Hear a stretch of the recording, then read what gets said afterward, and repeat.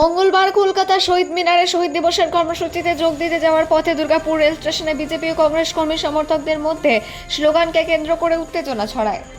প্রত্যক্ষদর্শীদের দাবি, দুই পক্ষের পাল্টাপাল্টি স্লোগান থেকে শুরু হয় বচসা। কিছু সময় ধরে স্টেশন চত্বরে উত্তপ্ত পরিস্থিতির সৃষ্টি হলেও বড় ধরনের কোনো অপ্রীতিকর ঘটনা ঘটেনি। পরিস্থিতি নিয়ন্ত্রণে আসে কিছুক্ষণ পর। এরপর কংগ্রেসের কর্মী সমর্থকরা কলকাতার উদ্দেশ্যে ট্রেনে রওনা দেন। ঘটনাকে কেন্দ্র করে স্টেশন এলাকায় সাময়িক চাঞ্চল্য সৃষ্টি হলেও পরিস্থিতি পরে স্বাভাবিক হয়ে যায়। দুর্গাপুর থেকে অজিত মেসা, রিপোর্ট নিউজে।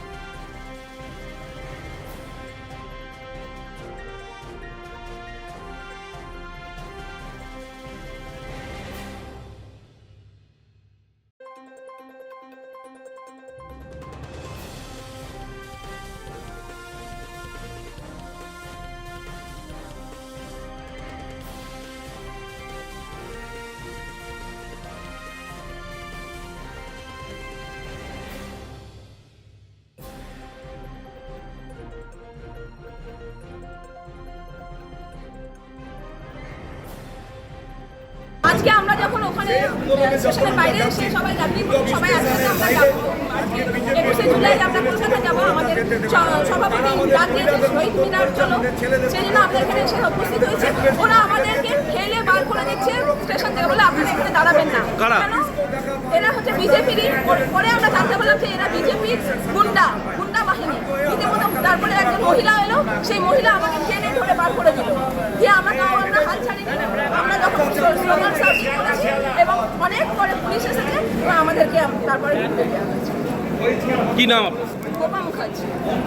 কি বলবেন? সম্পূর্ণ মিথ্যে কথা। এই কারণে আপনারা দেখতে পাচ্ছেন যে সকাল থেকে আমাদের বিজেপি কার্যকর্তারা হাতে জল নিয়ে আর বিস্কুট নিয়ে, যারা এতদিন আমাদের বিজেপি কার্যকর্তাদেরকে কোনো কর্মসূচি পালন করতে দেয় না, আপনারা তার প্রকৃত আপনারা জানেন যে এর আগে যখনই আমরা কর্মসূচি পালন করতে কলকাতার উদ্দেশ্যে গেছি, আমাদের স্টেশন থেকে প্রশাসনকে সামনে রেখে তৃণমূলের গুন্ডা বাহিনী আমাদেরকে জোর করে নামিয়েছে, আমাদের উপরে অত্যাচারে সীমাহীন অত্যাচার করেছে। কিন্তু সেই জায়গাতে দাঁড়িয়ে আমরা প্রকৃত গণতন্ত্র প্রিয় দল, আজকে আমরা চাইছি যে তারা যাক, বিভিন্ন দল নিজের কর্মসূচি পালন করুক, আর তাদের যদি আমাদের তরফে কিছু সহযোগিতা লাগে আমরা জল আর তাদের জন্য বিস্কুট নিয়ে হাজির আছি, যাতে ওরা আরামসে টিফিন খেয়ে নিজের গন্তব্য যেতে। কংগ্রেসের অভিযোগকে কি বলবেন?